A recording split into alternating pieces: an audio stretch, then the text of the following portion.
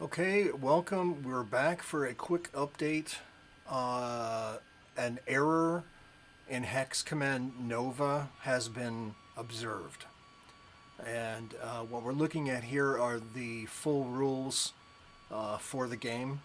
What I'm going to do is navigate to where the issue has been corrected. So it has to do with recording damage, but also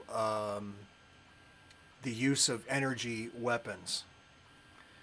It has to do with system management damage. If you remember or have read the system management section, it appears on page, this says page 3 of 16. It's 1D is the item, and 1D1 the first paragraph. You'll note at the very end of the paragraph there's a new bold sentence that says, note, if a mech suffers a system management hit, in other words, a roll for damage once the target has been hit, and it's from an energy weapon, but the mech has not had its armor reduced to 0. In other words, the mech is brand new, its armor is fine. And herein lies our issue with energy weapons and armor. We'll just set that aside for a moment and continue. If there's no armor damage on the mech, the possibility for a system management hit seems to be diminished, right? But wait a minute, it's an energy weapon. Energy weapons don't destroy or affect armor, right? Do they? That's a question. Maybe they do in some manner, but at any rate, the energy, the pulse or the bolt of energy that hits the target. If you roll when rolling for damage after seeing that you hit the target, if you roll a system management hit but the target hasn't had any armor damage at all, then in order to be fair, roll code on the CNC die, which is the two red facings, to see if a system management hit actually occurs. Otherwise, if you don't roll code and at that point, then the hit that you score just applies to armor. I suppose in working with the game, you'll see this happen. And so what does that mean? Let's take an example. You take a medium-sized mech, and it gets hit by a medium laser of any kind. We'll just call it an energy weapon. We don't care anymore. It's just energy. That's same for same.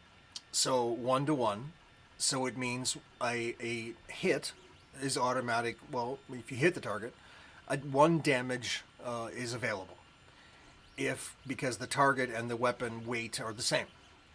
Now, if the weapon weight is greater by 1, then you'll score 2 hits. If the weapon weight class is greater by 2, you'll score 3 hits. So you roll 3 dice to see what kind of hits you cause. So in other words, that's a pretty big difference, and the mech is getting in trouble. And as usual, just like Hex Command Mechanized, if the firing weapon weight is less than the target weight, then you have to roll a special hit. And I don't mean the dot that indicates a energy hit. It means now you roll code to see if a special hit, see if you got lucky. And if the target or if the weapon is 2 steps less, then no possibility is, let's put it this way. The only possibility for damage would be if you're very, very close, because the benefits increase as you get closer.